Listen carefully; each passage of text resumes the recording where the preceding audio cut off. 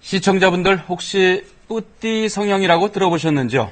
칼을 안 대고도, 그러니까 굳이 수술을 하지 않고도 성형을 한 것처럼 얼굴을 예쁘게 만들어준다는 시술인데요. 필러나 보톡스 주입을 하는 게 바로 이 시술입니다.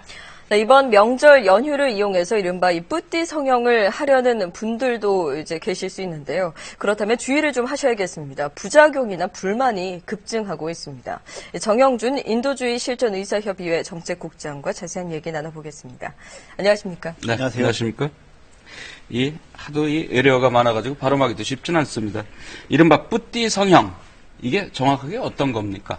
이제 뿌띠라는 말이 이제 불어에서 나온 좀 작다 이런 뜻이니까요. 성형외과적인 어떤 수술을 이렇게 소규모로 할 수 있는, 정확하게 설명드리면 간단한 시술로 이제 성형 효과를 낼 수 있는 것들을 다 그냥 말하는 것이고, 이제 의학 용어는 아닙니다. 그냥 이게 상업적으로 지금 사용되고 있는 용어이죠. 우리나라에서만 있는.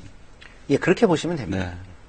네, 보통 이 뿌띠 성형하면 보톡스, 필러 이런 것들을 말하는 거죠? 예, 맞습니다. 보톡스나 필러가 이제 단순히 주사 치료 가지고 이제 저희가 성형에 준하는 어떤 효과들을 일부 거둘 수 있기 때문에 예, 이런 것들을 이제 주로 뿌띠 성형에 이제 범주에 넣는 것입니다. 네. 이게 이제 그렇게 인기가 많다는데 실제로 이제 시장 규모나 인기가 어느 정도입니까, 이게?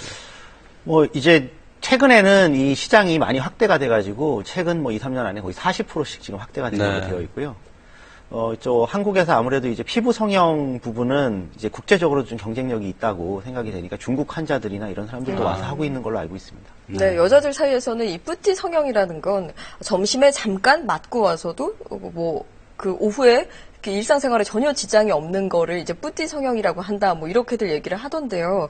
가격 같은 것도 굉장히 싸게 나오는 경우도 많고요. 병의원에서 그냥 이제 성형외과가 아닌 병의원에서도 굉장히 많이 시술을 하고 있는 것 같더라고요. 예, 아무래도 요즘에 이제 병의원들이 좀 경제적으로 어렵다 보니까 또 이런 부분으로 이렇게 진출하시는 분들이 좀 있고, 또 하나 아까 말씀하신 것처럼 이제 짧은 시간에 할 수 있기 때문에 많이 할 수 있지 않습니까? 그렇기 때문에 이제 여러 가지 이제 가격적인 측면이나 이런 것들이 이게 비보험이기 때문에 부르는 게 값이긴 합니다만, 최근에는 이제 경쟁이 좀 치열해지다 보니까 가격이 조금 떨어지고 있는 걸로 알고 있습니다. 근데 가격이 어느 정도 선이에요? 보통 40만 원에서 70만 원 이런 식인데, 이제 한 번에 그 정도를 생각하시면 되는 거고요. 몇 번 또 해야 되는 어떤 시술들도 있기 때문에, 예, 이제 그 가격 편차가 워낙 커서요. 당연히 이제 강남에 있는 곳이면 당연히 임대료 문제가 있기 때문에 좀 비쌀 거고, 임대료 부분이나 이런 부분들에 좀 약간 여유가 있으신 분들은 조금 더 싸게 하실 수 있지 않을까 이렇게 봅니다. 네. 이렇게 관심이 높다고는 하는데 부작용도 만만치 않게 또 늘고 있다고 합니다. 저희가 그 실태를 준비해 봤는데요. 보시죠. 네, 필러를 맞은 부위에 피부색이 변하거나 입꼬리가 올라가고 입이 다물어지지 않습니다. 수술 없이 간단히 예뻐진다는 이 뿌띠 성형의 부작용 사례들인데요. 한 50대 여성은 코를 높이려고 필러를 맞았다가 왼쪽 눈 시력을 잃고 얼굴 근육이 마비됐습니다. 갑자기 제 눈이 안 보였어요. 호흡이 곤란하고 막 토하고 죽고 싶었어요. 그리고 지금도 어두운 데나 갇혀있는 데는 못 가요. 네, 소비자원에 지난 3년 동안 접수된 필러나 보톡스 시술 피해는 1,200여 건, 특히 필러 시술 피해는 2013년 239건에서 8건에서 지난해 292건으로 증가했습니다. 부작용을 호소하는 사례가 61%로 가장 많았는데요. 필러 부작용으로는 염증과 부종이, 보톡스 부작용으로는 눈꺼풀이 처지거나 안면이 마비된다는 사례가 많았습니다. 이 피해를 본 분들의 이제 이 목소리가 참 생생한데, 예.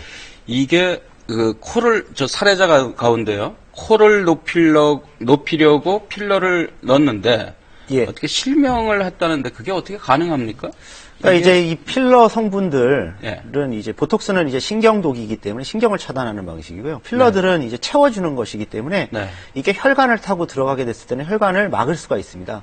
그렇게 되면 당연히 이제 괴사가 일어날 수도 있고, 그 부분에 혈액 공급이 안 돼서 저희가 이제 뇌졸중과 비슷한 상태로 안구에 만약에 가는 혈관이 막는다, 그렇게 되면 이제 실명하실 수도 있는 그런 심각한 부작용을 가져올 수 있는 것이죠. 네, 실제로 병원에서는 이제 특히 성형외과 같은 데서는 이게 아주 큰 수술 같은 게 아니잖아요. 간단한 시술 정도기 때문에 부작용이 없다 이렇게 설명하는 경우도 참 많을 텐데, 어떤 부작용 사례가 있는지 좀 구체적으로 알아봐야 될 것 같아요. 제일 이제 흔한 부작용 사례는 아무래도 이제 알레르기를 일으킬 수 있기 때문에 이런 물질들의 이제 그 사전 알레르기 반응에 대한 검사나 이런 것들이 충분하지 않으면은 그걸로 인해서 쇼크라든가 아니면 부종이라든가 아까 말씀하신 그런 부분이 올 수 있고요. 또 하나는 이제 보톡스 같은 경우는 신경독이기 때문에 물론 이제 이것이 이제 반영구적으로 가는 그런 것은 아니고 가변적입니다. 신경을 차단을 하지만 일정 정도 시간이 지나면 신경이 다시 되돌아오는데 이제 뭐 찌르는 어떤 바늘의 위치라든가 아니면 중요한 신경을 건드리게 됐을 때는 안면마비 같은 것이 나타나는 부작용이 생길 수가 있습니다.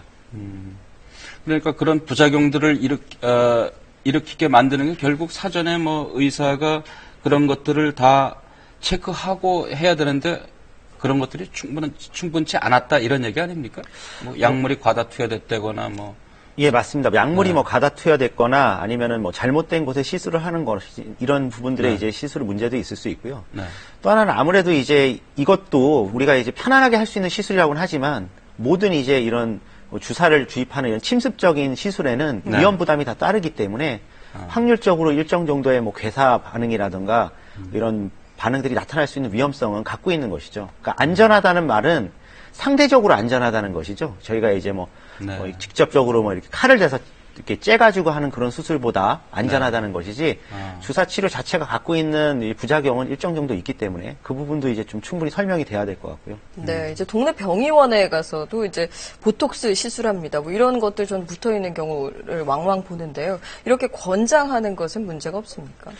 권장하는 부분도 일정 정도는 문제가 있다고 봅니다. 왜냐하면 이게 필요에 의해서 해야 되는데 이제 대부분이 이제 아시겠지만은 이제 뭐 피부 성형이라는 것이 본인의 이제 환자들의 요구에 의해서 하는 것인데 이제 뭐 의사나 아니면 누군가가 당신은 좀 이런 부분을 이렇게 해서 미용적으로 나아질 것이다라고 이야기하는 것이 피부 성형을 전문으로 하는 병원도 아니고 일상 이제 의원에서 하게 되면 상당히 좀 부작용들이 더 생기지 않을까 이런 생각도 들고요. 또 특히나 이 시술하는 사람의 숙련도도 중요하기 때문에 그렇겠네요. 예, 단순히 이제 그런 일반 진료를 하면서 수익적인 목적에서 사이드로 이걸 하게 되면 조금 더 위험 요소가 상승하지 않을까 이렇게 생각합니다. 그러면 뭐 거기에 대한 그 당국의 그 관리 감독이 이루어져야 되는 거 아닙니까? 무자격자들의 시술이라거나 뭐 이런 부분에 대해서. 뭐 일단 의료인이 하는 시술은 무자격자의 시술은 아니고요. 이 시장이 이제 점점 커지다 보니까 저희가 이제 지금 뭐 쌍꺼풀 수술 옛날에 그런 것들도 뭐 미용실이라든가 아니면은 이런 돌팔이 의사라고 소위 불리는 의료인이 아닌 사람이 가서 막 하고 그러지 않았습니까?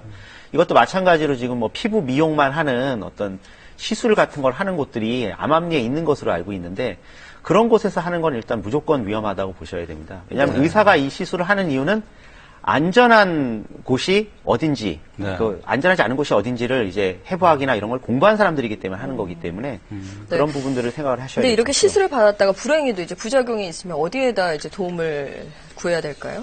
일단은 뭐 제일 이제 흔한 방법은 이제 한국소비자원에 있는 그 소비자 상담센터 이제 1372번 이런 데 신고하시면 되고요. 1372. 1372번. 네. 예. 그러지 않으시면은 뭐 이제 시민사회단체에 좀 연락하시는 방법도 있겠습니다. 네, 알겠습니다. 오늘 말씀 고맙습니다. 예, 감사합니다. 고맙습니다. 설 명절을 맞아서 여성가족부가 캠페인 하나를 시작했습니다. 네, 가족이 함께 만드는 행복한 명절 캠페인인데요. 여성에게 집중된 명절 가사를 가족이 함께 나누자는 취지라고 합니다. 쉽게 말하면요. 설 음식 만들고 치우는데 남성들도 도와라 이 얘기입니다. 시사진단 오늘 여기서 마치겠습니다. 내일 다시 뵙겠습니다. 고맙습니다.